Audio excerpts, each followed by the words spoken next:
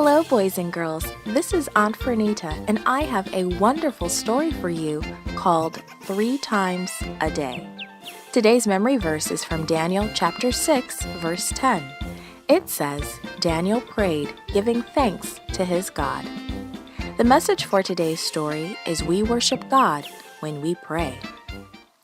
Do you like talking to your friends? You can talk to Jesus just like a friend, anytime, anywhere, about anything, just like Daniel did.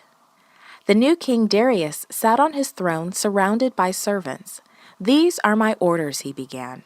I am going to divide my kingdom into 120 parts. Each part will have a prince to help me rule over it, and there will be 3 men in charge of the princes. Daniel will be one of them. Some of the princes the king chose didn't want Daniel to be in charge. Let's get him into trouble, they whispered together secretly. We'll catch him doing something wrong, and we'll tell the king.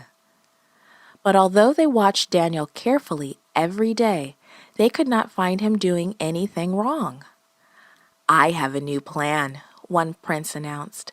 He huddled together with the other jealous men, and then they went to the king. Long live King Darius, the princes said, bowing low. We think you should make a new law that for the next 30 days, the people can only pray to you, and if anyone disobeys, they should be thrown into the lion's den. King Darius liked to have people bow down before him, and if the king made a law, it could not be changed. So he agreed. The princes smiled as they left the king. Now we can catch Daniel. Everyone knows that Daniel prays 3 times a day with the windows wide open. The princes watched, and soon they saw Daniel praying, not to the king, but to his God. They hurried to the king. Daniel's still praying to his God, they reported. King Darius now realized that the princes had asked him to make the law so that they could get rid of Daniel. But King Darius liked Daniel. Yet still, the king had made a law, and he had to keep it. Daniel had to go into the lion's den. May the God whom you serve save you, the king exclaimed to Daniel as the soldiers took him away. All that evening, King Darius worried about Daniel, and when he went to bed, he couldn't sleep. As soon as the sun peeked over the land, the king hurried to the lion's den.